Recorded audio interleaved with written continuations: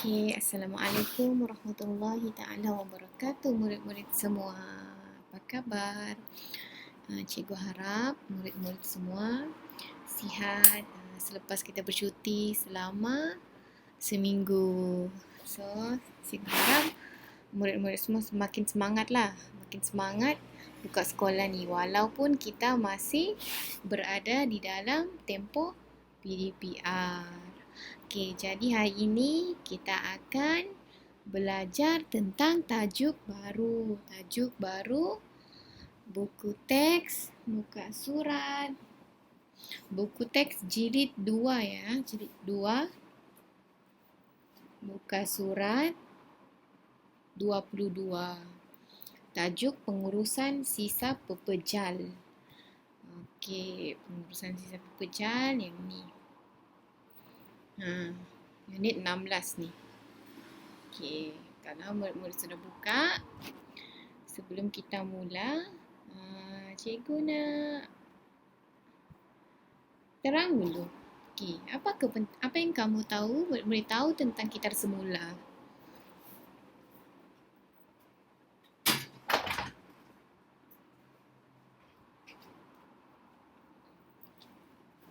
Okey, kitar semula ni adalah kita mengitar semula lah bahan-bahan yang boleh digunakan semula. Contohnya di rumah kita ada botol yang sudah tidak digunakan, botol-botol yang masih bagus tapi kita tetap perlukan. So, jadi apa kita boleh buat dengan botol tu? Banyak kegunaannya sebenarnya. Kita tak perlu buang, tapi kita boleh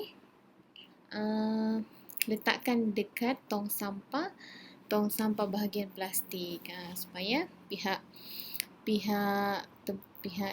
berkuasa dorang agihkan untuk asingkan botol ni, diproses dia balik untuk jadi bahan yang berguna. Itu kalau kita malas nak gunakan. Boleh juga kita gunakan kreativiti kita sendiri. Kita gunakan kreativiti kita, sebagai contoh kita hias dia. Kita hias dia jadi bermacam-macam.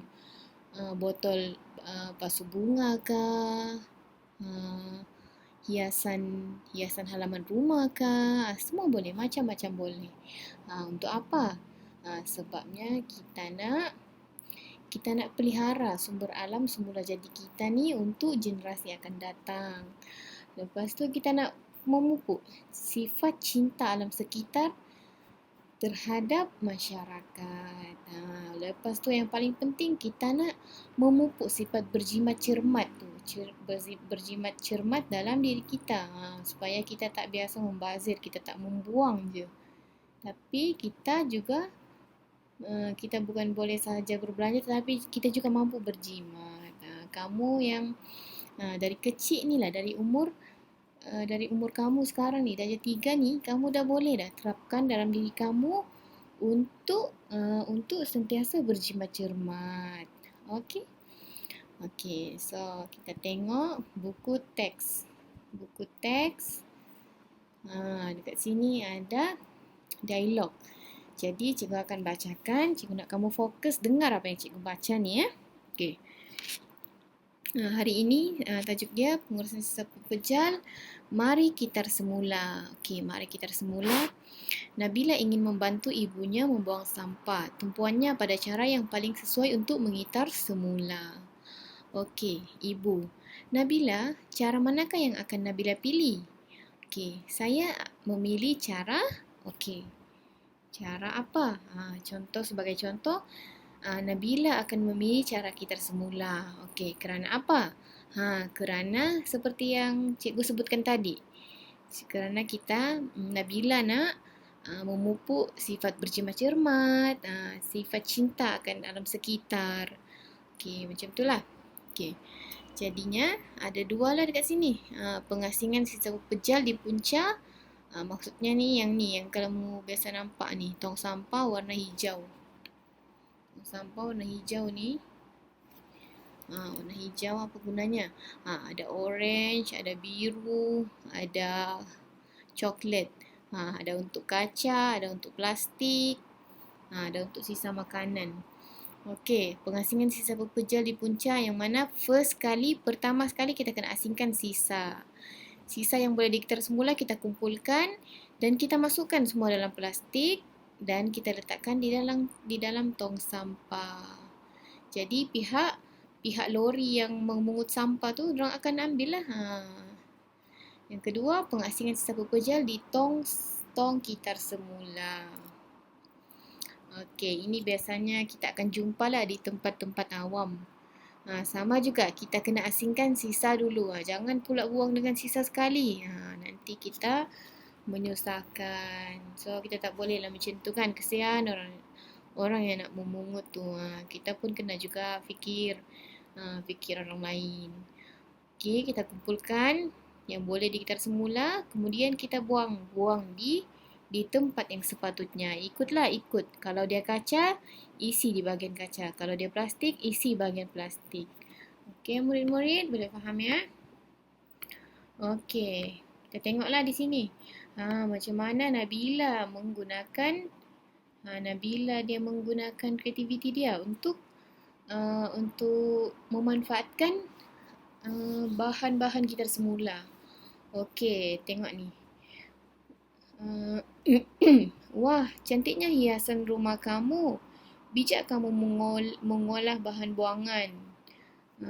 Nabila pun jawab, terima kasih. Ini idea ayah saya. Kami melakukannya bersama-sama. Okey, lepas tu jawab pula, baguslah, cara ini dapat mengurangkan pencemaran alam. Tengok ni, Nabila telah buat botol yang tak digunakan, dia telah jadikan sebagai pasu bunga. Cantik kan? Pasu bunga yang ni 3. Ada 3 dah digantung. Lepas tu dia pun gunakan tayar. Tayar untuk jadi bangku. Lepas tu tayar ni pun, tayar yang tak digunakan dia boleh jadikan tempat letak payung. Cantik kan? Dia hias bahagian halaman rumah. Okey. Setelah Nabila dan Fatin masuk ke dalam rumah, tiba-tiba ni perbualan antara si payung dan si botol. Okey, dengar si payung kata, wah, uniknya kamu si botol. Tidak pernah saya melihat bekas tanaman sayur secantik kamu. Terima kasih si payung. Lebih baik saya menjadi bekas tanaman sayur daripada dibuang. Okey, si payung pun berkata, betul kata kamu si botol. Tapak pelupusan sampah juga dapat dikurangkan. Okey, si tayar pula menjawab, saya juga bersyukur kerana tidak dibuang atau dibakar. Di sini saya dapat berbakti dan menjadi tanaman dan menjadi tempat duduk tuan kita. So, jadi boleh nampaklah